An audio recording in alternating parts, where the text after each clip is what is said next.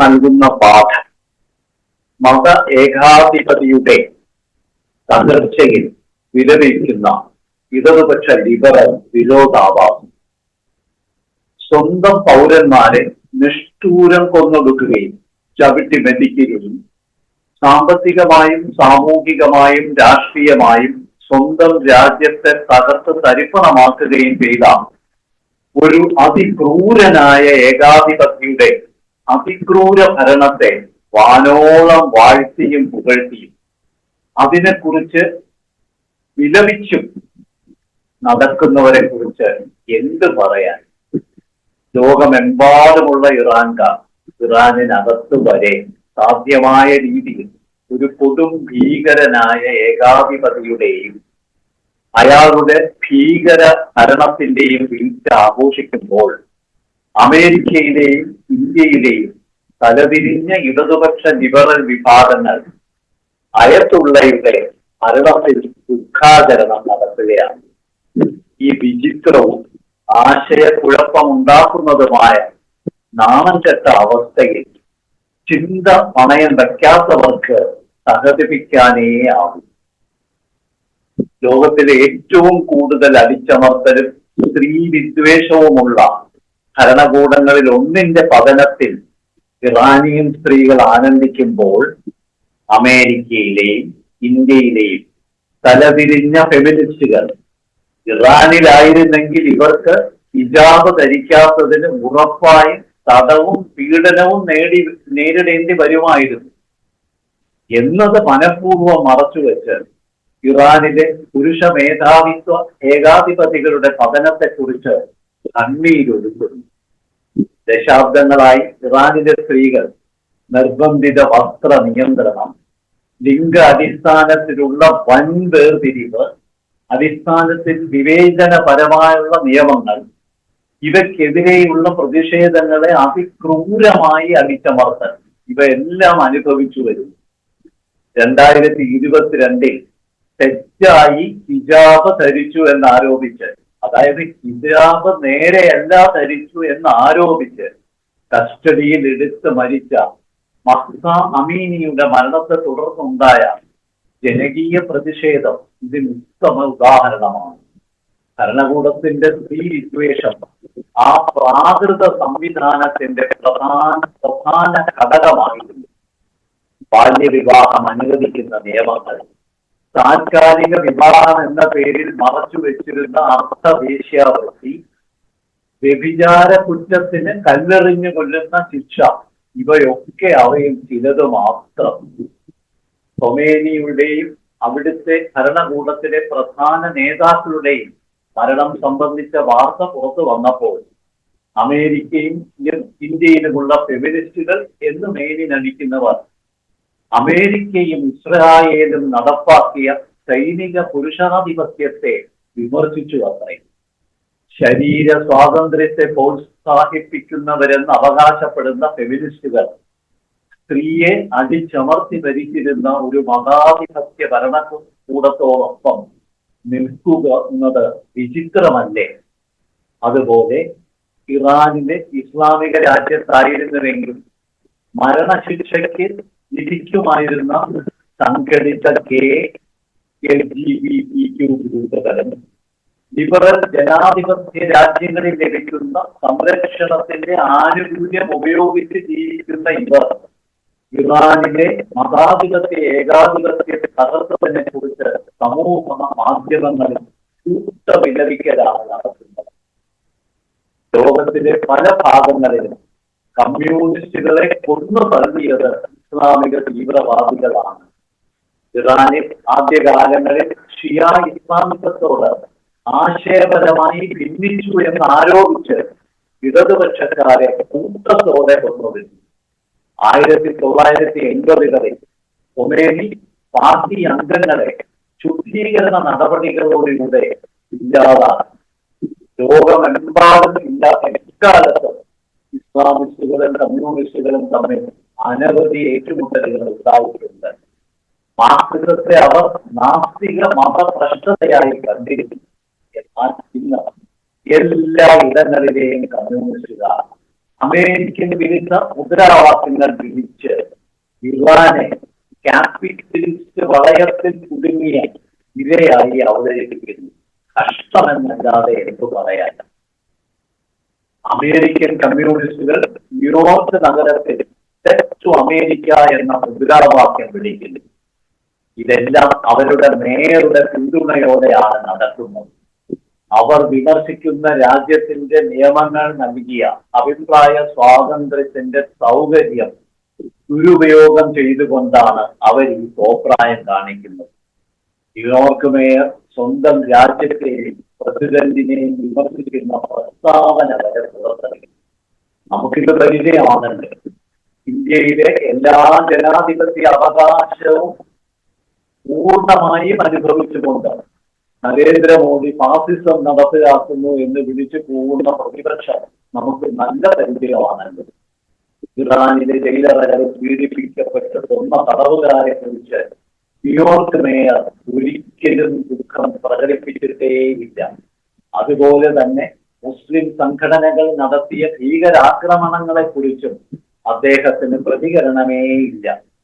ഒരിക്കൽ നിരന്തരം വിമർശനം നേരിട്ടപ്പോൾ ഹമാസിനെ ഒന്ന് അപലപിച്ചു, അത്രമാത്രം. 2023 ഒക്ടോബർ 7 ആക്രമണത്തിന്റെ അടുത്ത ദിവസം തന്നെ അദ്ദേഹം ഇസ്രായേലിനെ അതിന്റെ വർണ്ണ വിവേചന നയത്തെയും അധിനിവേശത്തെയും വിമർശിച്ചു. ഹമാസിനെതിരായ യുദ്ധപ്രഖ്യാപനത്തെയും അദ്ദേഹം വിമർശിച്ചു. ഇപ്പോൾ ഇതേ മേയർ തന്നെ ഇറാനെതിരെ അമേരിക്കയും ഇസ്രായേലും നടത്തിയ നിയമപരമായ നടപടികളെ ചോദ്യം ചെയ്യും. നിർഭാഗ്യവശാൽ ഇറാനിലെ തകർന്ന ഭരണകൂടത്തിന് പലതരത്തിലുള്ള പിന്തുണക്കാരുണ്ടെന്നത് വിചിത്രമാണ്. അവരിൽ പലർക്കും ഇറാനുമായി യാതൊരു നേരിട്ടുള്ള ബന്ധവുമില്ല. ഇറാനെ കുറിച്ച് കാര്യമായി അറിവ് പോലുമില്ല എന്നതാണ് സത്യം.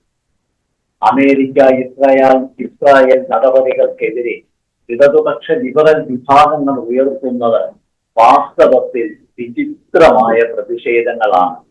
പല മുസ്ലിം രാജ്യങ്ങളും, പ്രത്യേകിച്ച് അറബ് രാജ്യങ്ങൾ, അമേരിക്കയും ഇസ്രായേലും നടത്തിയ ആക്രമണങ്ങളെ അല്ല, മറിച്ച് ഇറാൻ നടത്തിയ ആക്രമണങ്ങളെയാണ് അപലപിച്ചത് എന്നത് ശ്രദ്ധേയമാണ്. മാത്രമല്ല, ചൈനയും റഷ്യയും ഐക്യരാഷ്ട്രസഭയിലെ ചില പ്രസ്താവനകൾ ഒഴികെ ഇറാനെ സഹായിക്കാൻ മുന്നോട്ട് വന്നേയില്ല. അതായത് അയാത്തുള്ളയുടെ കിരാത ഭരണത്തെ ലോകമെമ്പാടും ഒറ്റപ്പെടുത്തി. ലോകത്തിലെ ഏകാധിപതികൾക്കൊക്കെ സംഭവിക്കുന്നത് തന്നെയാണ് ഇത്.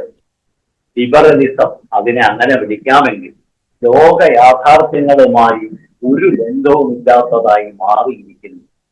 ചർച്ചകളിൽ മനുഷ്യാവകാശങ്ങളെയും ചരിത്ര സത്യങ്ങളെയും പോലും അവർ പൂർണ്ണമായും അവഗണിക്കുന്നു. ചുരുക്കത്തിൽ ഇറാൻ പ്രശ്നം ഭൗതികമായും നൈതികമായും തകർന്ന ഒരു ഇടതുപക്ഷത്തെ വെളിപ്പെടുത്തുന്നു. ഇന്ത്യയിൽ ഉൾപ്പെടെ അമേരിക്കയോടും ഇസ്രായേലിനോടും ഉള്ള അന്ധമായ വിദ്വേഷം മാത്രമാണ് ഇവരുടെ ഏക ആശ്രയം.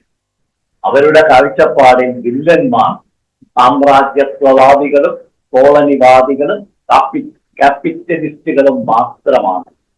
ഈ ആഖ്യാനങ്ങൾക്കെതിരായി നിലകൊള്ളുന്ന ഏത് ഭരണകൂടവും എത്രത്തോളം അടിച്ചമർത്തിയാലും കൊന്നു തള്ളിയാലും സ്വാഭാവികമായി ഇടതുപക്ഷക്കാർക്ക് പ്രതിരോധത്തിന്റെ പ്രതീകമായി മാറുന്നു.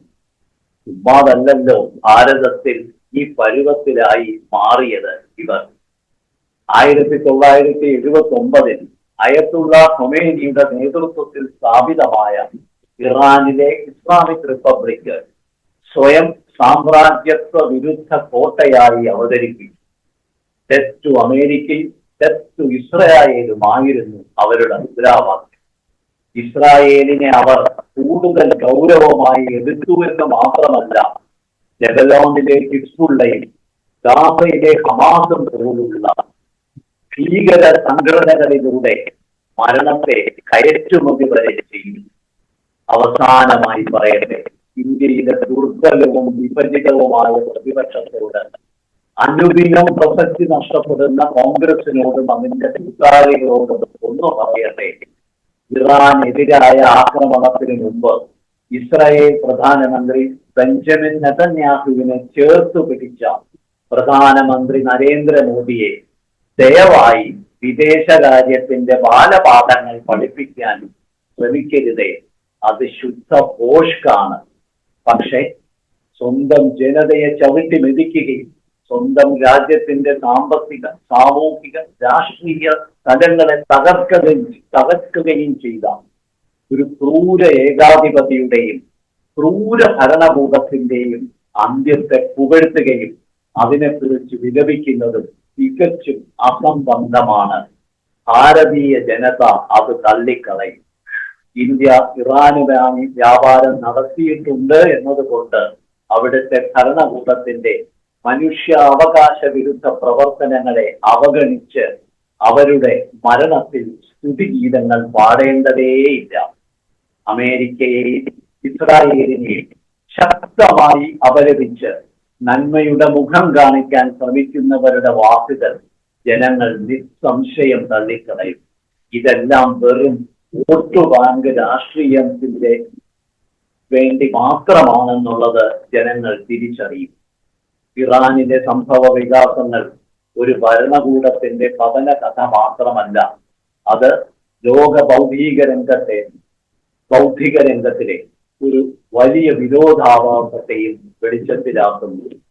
മനുഷ്യാവകാശം, സ്ത്രീ സ്വാതന്ത്ര്യം, ജനാധിപത്യം എന്നിങ്ങനെ ഉയർത്തിപ്പിടിക്കുന്നവരായി സ്വയം അവതരിക്കുന്ന ചിലർ അതേ മൂല്യങ്ങളെ പൂർണ്ണമായി തകർത്ത ഭരണകൂടത്തെ ന്യായീകരിക്കാൻ മുന്നോട്ട് വരുമ്പോൾ അവരുടെ ആശയശൂന്യത എത്രത്തോളമാണെന്ന് വെളിവാകുന്നു. യഥാർത്ഥത്തിൽ ഇറാന്റെ കഥ നമ്മെ ഓർമ്മിപ്പിക്കുന്നത് ഒരു ലളിത സത്യമാണ്. സ്വാതന്ത്ര്യവും മാനവികതയും മുദ്രാവാക്യങ്ങളിൽ ഒതുങ്ങുന്നതല്ല, മനുഷ്യരുടെ ജീവിതങ്ങളിൽ, ജീവിത ദർശനങ്ങളിൽ പ്രതിഫലിക്കേണ്ടതാണ്. അതിനാൽ തന്നെ ഏകാധിപത്യത്തിന്റെ അന്ത്യത്തിൽ ലോകം പഠിക്കേണ്ട പാഠം വ്യക്തമാണ്. ആശയപരമായ വൈരാഗ്യം കൊണ്ട് സത്യത്തെ മറയ്ക്കാൻ ശ്രമിക്കുന്നവർ ചരിത്രത്തിന്റെ മുമ്പിൽ ഒടുവിൽ ഒന്നുമില്ലാതെ ആക്കപ്പെടും. ഇത്രയും മാത്രം പറഞ്ഞു നിർത്തട്ടെ. ചിന്തിക്കാൻ എല്ലാവർക്കും ഇത് പ്രേരിതമാകട്ടെ. വന്ദേ മാതരം, വന്ദേ ഭാരതം, ഭാരത് മാതാ ജയ്.